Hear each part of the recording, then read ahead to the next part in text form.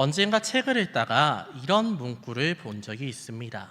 현대 한국 사회를 이끌어간 근본 이념은 존재도 아니고 실존도 아니고 생존이다. 실제로 그렇습니다. 작은 나라, 없는 자원, 많은 인구 속에서 살아야 했던 한국인들에겐 대체적으로 사실 근현대를 보면 여유가 없었지요. 모두가 가난했을 때는 먹고 살기 위해서 열심히 살았고, 사회적으로 어느 정도 살만했을 때는 도태되지 않기 위해서 노력하는 삶을 살았습니다. 그리고 지금의 시대에는 남들만큼 잘 먹고 살기 위해서 결혼, 연애, 출산 등을 포기하는 삶을 살고 있습니다. 그래서 한국인들은 내가 어떤 존재인지, 어떻게 살아가야 하는지 생각하는 것보다는 생존하기 위해서, 눈앞의 현실 앞에서 생존하기 위해 참으로 치열하게 사는 경우가 많았습니다. 이렇게 치열하게 살다 보면 때때로 소중한 것을 잊을 때가 많습니다. 가족이나 친구 같은 사람을 잊거나 잃을 때도 있고, 내게 주어진 환경에 대한 감사가 사라지며 어느 순간 내 자신이 왜 이렇게 치열하게 살고 있지? 라는 자각도 있고는 합니다. 그리고 이렇게 될 때쯤이면 신앙도 역시나 사라져 있는 경우가 많습니다. 힘들고 어려울 때는 더욱더 하나님을 의지하면서 기도하면서 나아가야 되는 게 맞지만, 생존이 제일 가치가 되어버렸으니 하나님께서 그 뒤로 밀리게 되는 겁니다. 그리고 이러한 우리의 현실은 오늘 본문인 학개서의 배경과도 맞닿아 있습니다. 사실 학개서의 배경은 우리가 지난주의 새벽에 말씀과 함께로 읽은 에스라와 같은 배경을 가지고 있다고 생각을 하시면 됩니다. 주전 538년 페르시아 왕 고레스의 칙령으로 이스라엘은 유다 총독 스룹바벨과 대제사장 여호수아를 필두로 하여서 예루살렘으로 돌아옵니다. 그 예루살렘으로 돌아온 후에 가장 먼저 하고자 했던 게 바로 성전 재건이었지요. 예배를 드리고 제단을 쌓고, 그리고 그것이 마무리된 다음에 성전의 기초를 쌓았습니다. 기초를 쌓은 다음에 이제 성전을 열심히 재건하려 하는 순간, 그 예루살렘에 먼저 와서 살고 있던 이방 족속들의 방해로 공사가 중단되었습니다. 그렇게 공사가 중단된 지 18년 정도 흐른 후에 하나님께서 이렇게 말씀하십니다. 학개를 통해서 이렇게 말씀하시지요. 여호와의 전을 건축할 시기가 이르렀다. 그리고 이 말씀을 들은 백성들은 이렇게 대답을 합니다. 아직 그때가 아닙니다. 라고요. 그러자 하나님께서는 성전 건축을 머물고 네 앞에 현실만을 위해서 사는 삶, 정말 그렇게 먹고 살기 위해서 치열하게 살았던 그 삶은 행복했느냐, 옳았느냐, 좋았느냐 하면서 물어보십니다. 그렇게 이스라엘 백성들은 잊고 살았던 신앙에 대해서 다시 떠올리고 다시 하나님을 바라보기 시작합니다. 이 이후에 오늘의 이야기가 이어집니다. 오늘의 본문 12절의 말씀입니다. 12절의 말씀을 우리 함께 읽겠습니다. 함께 읽겠습니다.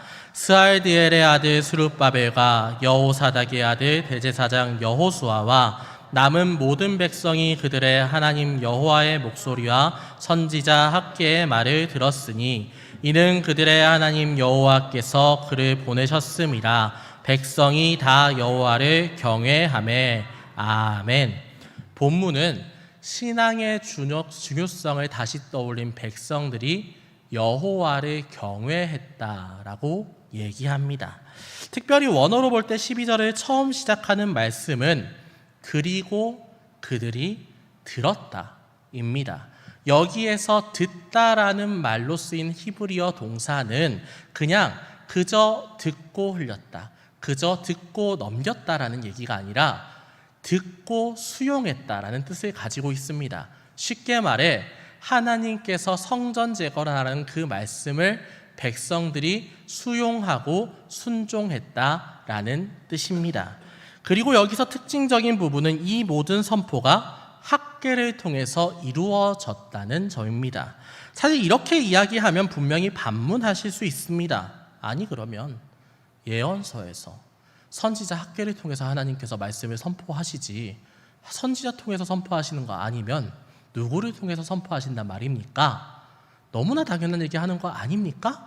라고 물어보실 수 있습니다. 물론 하나님 기준에서는 선지자를 통해서 선포하는 게 너무나 당연히 맞습니다. 하지만 인간적인 기준에서는 조금 다를 수가 있습니다. 12절 본문에 하나님 말씀에 순종한 자들의 명단이 이렇게 나오고 있습니다. 스알디엘의 아들 스룹바벨, 여호사닥의 아들 대제사장 여호수아와 남은 모든 백성이라고요. 이는 그냥 그 대표자 백성들의 이름을 나열한 것 그 이상의 의미를 가지고 있습니다. 스룹바벨은 누구입니까? 스알디엘, 그러니까 유다 왕 여고냐의 아들 스알디엘, 이 스알디엘의 아들이 바로 스룹바벨이다라는 걸 나타내는 겁니다. 쉽게 말해 스룹바벨은 원래부터 유다 촌독이 될 만한 혈통과 자질이 있었다는 얘기를 오늘 본문에서 하고 있는 겁니다.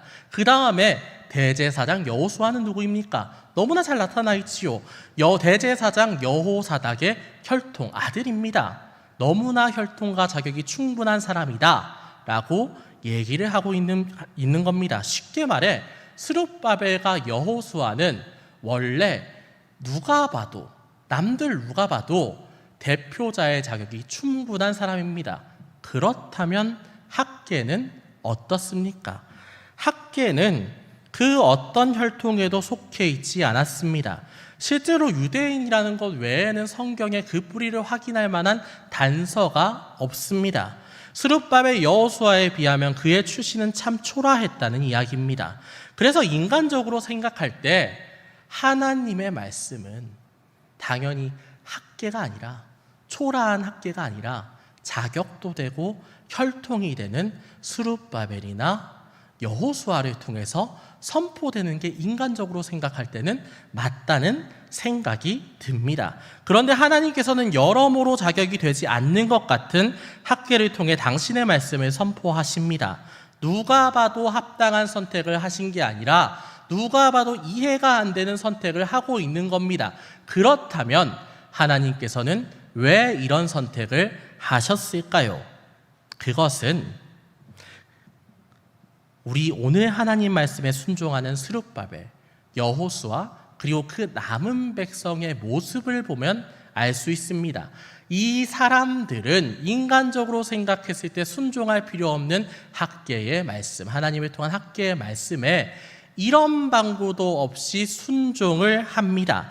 그렇기에 이 말씀은 아무 혈통도 자격도 없는 자를 통해서 선포되는 하나님의 말씀이 세상의 그 어떤 혈통, 권력, 자격보다 더 높다라는 것을 뜻하는 이야기입니다.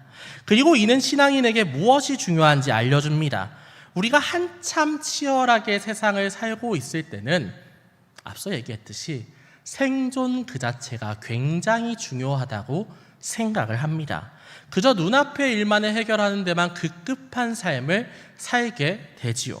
그렇게 열심히 살다가 모든 것이 소진되고 단순하게 살아가던 어느 날 주님께서 우리를 부르십니다. 물론 부르신다고 해서 우리가 꼭 응답하는 것은 아닙니다. 신앙이 너무나 많이 무뎌져 있으면, 너무나 많이 무너져 있으면 사실 하나님께서 부르신다고 응답하지 않는 경우도 너무나 많지요.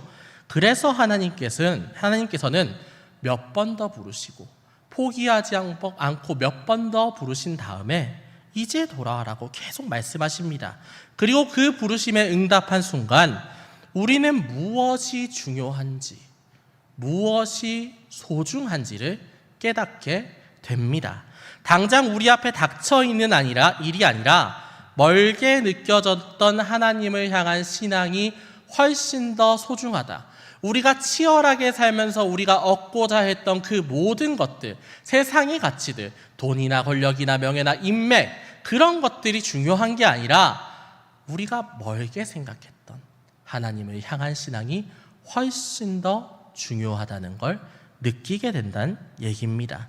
그리고 너무 치열하게 살아서 화석화되어 있던 우리의 영도 그 부르심 앞에 다시 뛰게 되지요. 그래서 12절 마지막 말씀과 같이 여호와를 경외함이 가장 중요하다는 것을 깨닫게 됩니다. 이때 우리의 잃어버렸던 순수함이 다시 살아납니다. 다시 하나님 앞에 무릎 꿇고 신앙생활 열심히 하고자 하는 마음이 생기지요. 그 순간 하나님께서 이렇게 말씀하십니다. 13절 말미에 이렇게 나와 있습니다. 내가 너희와 함께하노라. 내가 너희와 함께하노라. 너무나 기다렸던 말씀 아닙니까? 생존을 위해 살 때 우리는 세상 누구도 나를 돕지 못한다, 나를 이해하지 못한다, 나와 함께 갈 수 없다라고 생각을 합니다. 그래서 누구보다 이기적으로, 누구보다 쓸쓸하게 많은 것을 가지려고 노력을 합니다. 왜냐하면 그 많은 것을 가지면 돈이든 명예든 권력이든 여러 가지 많은 것을 가져야지 내가 좀 평안하고 내가 좀 위로받고 내가 잘 살 수 있겠구나 생각을 해서 그렇습니다.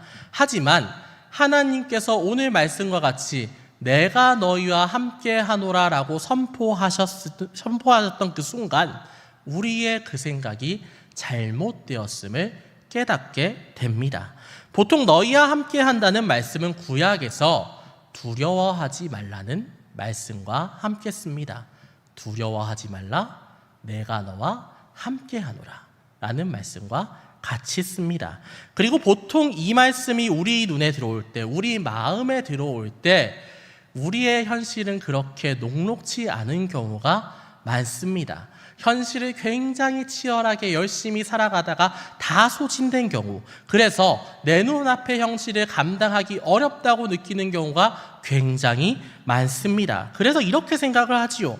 현실을 두려워하면서 내일은 무슨 일이 일어날까? 내가 이 일을 감당할 수 있을까? 이러다가 내가 다치거나 문제가 생기면 이 인생이 끝나지는 않을까? 두려워하고 염려하여서 하루하루 나약해지는 나를 느끼는 순간에 이 말씀이 들어온다는 얘기입니다. 그런데 이토록 어려운 순간 하나님께서는 내가 함께한다, 내가 너희와 함께한다고 말씀하십니다. 이 말씀을 들은 여러분은 어떻게 되겠습니까? 위로가 되겠지요. 평안을 얻겠지요. 눈앞의 현실은 달라지지 않겠지만 두려움은 눈 녹듯이 사라지고 힘과 용기를 얻게 될 겁니다. 그리고 깨닫게 됩니다. 아, 내가 눈앞의 현실을 위해서 살았던 것, 그것들이 중요한 게 아니라 하나님과 동행하면서 신앙 중심으로 사는 게 훨씬 더 중요한 것이었구나. 어려울수록 하나님을 붙잡고 나아가는 삶을 살아야겠구나 깨닫는다는 얘기입니다. 여러분은 어떠십니까? 혹시 현실에 치여서 두려움에 떨고 살아가시진 않습니까? 또는 이 예배당에 나왔지만 마음에 어려움이 있는데 풀어놓고 내색하기는 어려워서 전전긍긍하고 계시지는 않습니까? 사랑하는 여러분이 두렵고 어렵고 힘든 그 모든 문제를 하나님 앞에서 해결받으시고 신앙의 힘으로 승리하는 삶을 사시는, 그래서 여러분 마음에 위로와 평안이 가득한 은혜를 누리시는 그런 성도 여러분 되시기를 주님의 이름으로 소망합니다. 네, 우리 다음 본문 14절의 말씀을 읽겠습니다. 14절의 말씀을 함께 읽겠습니다. 여호와께서 스알디엘의 아들 유다 총독 스룹바벨의 마음과 여호사닥의 아들 대제사장 여호사의 마음과 남은 모든 백성의 마음을 감동시키심에 그들이 와서 만군의 여호와 그들의 하나님의 전공사를 하였으니 아멘. 이제 하나님께 감동받은 백성들이 성전 공사를 시작합니다. 14절에서 마음을 감동시키다로 나온 말씀의 헬라어 직역은 영을 깨우다 입니다. 모두가 성전 재건에 대해서 싸늘한 상황. 그래서 인간적으로 볼 때는 성전 재건이 절대 안 될 것 같은 상황을 하나님께서 영을 깨워서 상황을 바꾸셨다라는 이야기를 하고 있는 겁니다. 그리고 이제 깨어난 영들은 하나님의 지휘에 따라서 일하기 시작합니다. 산에서 나무를 해오고 필요한 재료를 구해서 기초만 있던 성전을 쌓기 시작합니다. 누군가는 일꾼들을 위해서 음식을 나르고 누군가는 잡일을 마다하지 않습니다. 모두가 하나 되어서 성전 재건을 시작한다. 영이 깨어났을 때 공동체도 다시 일어난다라는 얘기입니다. 그리고 이는 우리 신일 공동체에도 역시나 필요한 사건들입니다. 언젠가부터 한국교회 교인 수가 참 많이 줄어가고 있습니다. 그리고 헌신하는 예 숫자도 줄어가고 있지요. 물론 한국교회 여러 문제들 때문일 수도 있습니다. 하지만 가장 중요한 것은 우리 사회가 점차 탈종교화되고 있다는 사실입니다. 삶이 팍팍하고 힘든 시기에는 어디에도 의지할 데가 없어서 하나님 앞에 와서 기도하는 사람들이 참으로 많았습니다. 무슨 일만 있으면 교회에 나와서 울고불고 하면서 기도하시는 성도님들이 참 많았지요. 그런데 이제 사회가 꽤나 먹고 살만해졌습니다. 하나님께 의지하지 않고도 의식주가 해결됩니다. 문제가 일어나면 이제 해결할 가짓수, 인간적으로 해결할 방법의 가짓수가 굉장히 많아졌습니다. 그래서 교인이었던 분들이 교회를 떠납니다. 하나님께서 내 삶에 무슨 필요가 있냐라는 얘기입니다. 그리고 이런 분들의 모습을 보고 우리 성도님들도 흔들리고는 합니다. 예전보다는 덜 헌신하고 싶어지고 세상도 좀 누리고 싶어하고 더 나아가서 적당히 예배만 드리고 의무만 다하는 삶을 살고 싶은 마음이 생깁니다. 그래서 교회 공동체는 점점 어려워지고 개인만 살아남는 시대가 오고 있습니다. 그런데 하나님께서는 그저 개인에게만 역사하시는 분이 아닙니다. 하나님께서는 한 명 한 명의 개인을 너무나 사랑하시지만 그들이 공동체로 하나님께 나아오기를 원합니다. 공동체의 예배를 바르시고 공동체의 나눔과 베품을 기뻐하시며 공동체가 신앙으로 하나 되기를 원하는 게 하나님의 뜻이라는 얘기입니다. 그래서 하나님께서 학계의 말씀, 오늘 말씀과 같이 우리 마음에 감동을 주시는 겁니다. 그냥 나만 기쁘고 나만 즐겁고 나만 감동받고 나만 은혜 받아라 해서 그 은혜를 부어주시는 게 아니라 내가 은혜 누렸으면 내 옆사람 한테 좀 공유해봐라는 얘기입니다.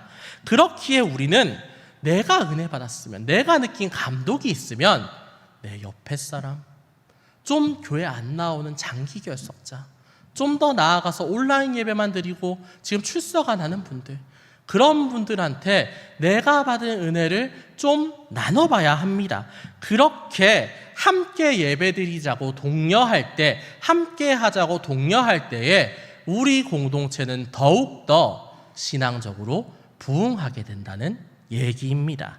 그리고 저는 이러한 역사가 오늘 여기에 참여한 우리 청년부에도 사실은 있기를 원합니다. 위임 목사님께서도 말씀하셨지만 여기 있는 청년들 사실 굉장히 귀하고 보석 같은 청년들입니다.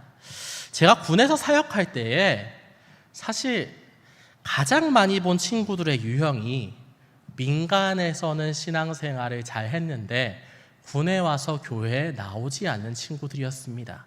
제가 그 친구들 쫓아다니면서 맨날 하는 얘기가 뭐냐면 교회 나와라, 교회 나와라 열심히 얘기를 했습니다. 그게 제 중요 사역이었습니다. 그런데 이 친구들을 신방하고 이 친구들을 상담해보면 항상 거의 이런 얘기를 합니다. 저희 엄마도 교회 다니고 아버지도 교회 다니고 가족도 기독교이고 다 잘 믿는데 저는 잘 모르겠어요. 저는 하나님이 계신지 확신할 수가 없어요. 그래서 저는 잠깐 교회 쉴래요. 이렇게 얘기를 많이 합니다. 사실 그때마다 참 많이 기도했습니다. 우리 저 군인 청년들 신우들이 제발 좀 하나님 만나서 교회 좀 나오게 해달라고 기도 열심히 했습니다. 그런데 오늘 이 자리에 있는 우리 청년들은 신앙을 회복해야 되는 청년들이 아니라 신앙으로 열심히 살려고 노력하는 참 귀한 청년들입니다. 그리고 이 청년들이 이번 오는 15일부터 17일까지 홍천에서 수련회를 갔습니다. 감사하게도 우리 1, 2, 3부 예배 때 영상 보셨듯이 위임 목사님께서 주강사로 오셔서 청년들이 참 기뻐하고 기대를 많이 하고 있는 상황입니다. 그 말씀 듣고 신앙을 굳건히 하여서 청년 공동체가 더욱 활성화될 수 있기를 기도해 주시길 바랍니다. 그리고 또한 청년부뿐만 아니라 우리 신일 공동체도 역시나 내가 영적으로 깨어나고 받은 감동을 공유하고 그래서 함께 신앙으로 살기를 바라는 공동체가 되기를 주님의 이름으로 소망합니다. 사랑하는 여러분이 함께 신앙으로 나아갈 때에 여기 있는 우리들뿐만 아니라 사실 5차 향 예배 나오면 참 마음이 사실 많이 아프거든요. 좀 더 많이 채워졌으면 좋겠는데 하는 마음이 있는데 빈자리를 우리가 받은 은혜와 감동으로 한 명 한 명 전파할 때에 분명히 이 자리가 꽉 채워질 것을 믿습니다.